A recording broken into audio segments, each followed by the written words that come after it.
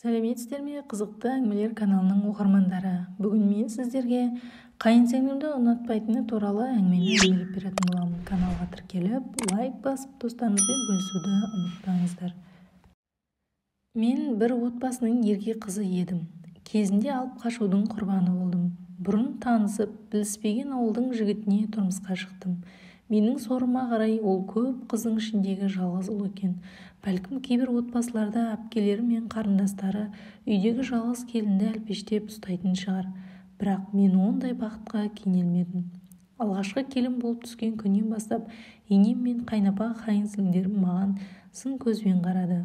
Күндер өте келе олар мені отбасы мүшесі деп есептемейтін болды. Бұл да біреудің алақанға салып аялаған баласы. Оны ренжітпейік деген ой қаперлеріне де кіріп шықпады. Ол аздай енем жұмған алақаны ашылмайтын сараң адам екен. Қаймақ демей-ақ қояйықшы, майды қоймада сақтап кілтке салатын.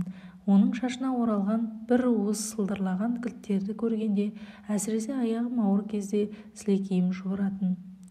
Әр күнім тозаққа бергісіз өтіп жатты. Бастапқыда келінді қатал ұстау берік дәстүр деп көңіл бөлмеуге тырысатынмын. Өзіммен қатар түскен келіншектерге қарасам, олардың жағдайы дәл менікіндей емес екен. Отбасы мүшелері жаңа түскен келінді қатарына қосып, енесі сырласатындай, қайынсіңлісі құрдасындай жақсы қарым-қатынас орнаған. Тап біздікіндей келіспеушілік байқамадым.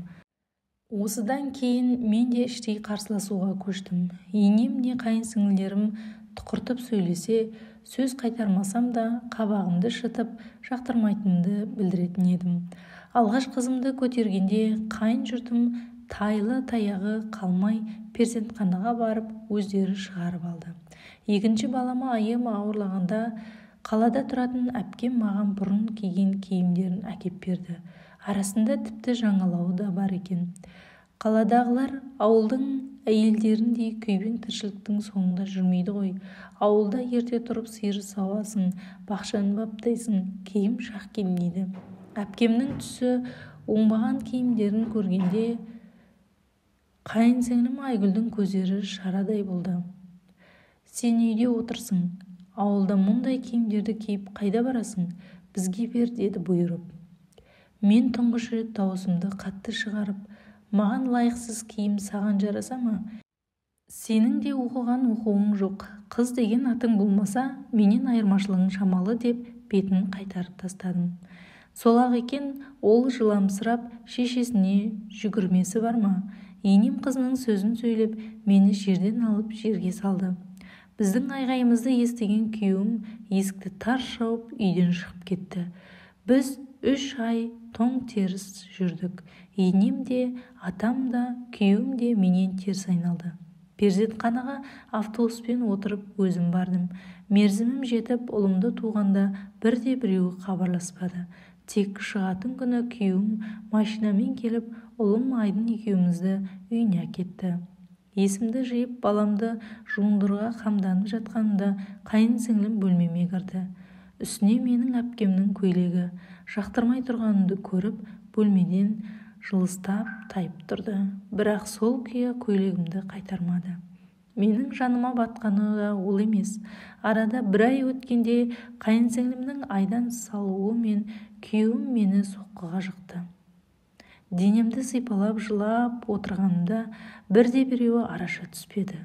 Ал қайынсіңлім айызы қанғандай сол күні алшаң-алшаң басып жүрді. Ақыры бұл қорлыққа төзбегенмен бөлек шығу туралы мәселе көтердім. Туыстарды салып, күйеуімді де көндірдім. Қазір біз бөлек отаумыз. Қызым 1 классқа барды. Ұлым 3 жаста. Жолдасым екеуміздің қарым-қатынасымыз қалыпты. Бір-бірімізді сыйлаймыз, түсінеміз. Осындайда жас отбасылардың кей жағдайда бөлек тұрғаны да дұрыс па деп қаламын. Егер қайын жұртым мені өздеріндей көріп, жылы қабақ танытқан болса, мен де сол үйде кетпес едім ғой. Қайынсіңліме келсек, 2 жыл бұрын көрші ауылдың жігітімен сөз байласып тұрмысқа шыққан. Алайда жара салмай, бір ұлы мен ата-енемнің қолында отыр. Табалағаным емес.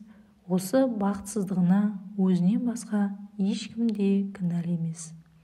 Құрметті қызықты әңгімелер каналының оқырмандары, егер менің әңгімем ұнаса, лайк басып, достарыңызбен бөлісіп, комментарий жазуды ұмытпаңыздар, және де қазақша каналдың дамуына үлес қосып отырыңыздар.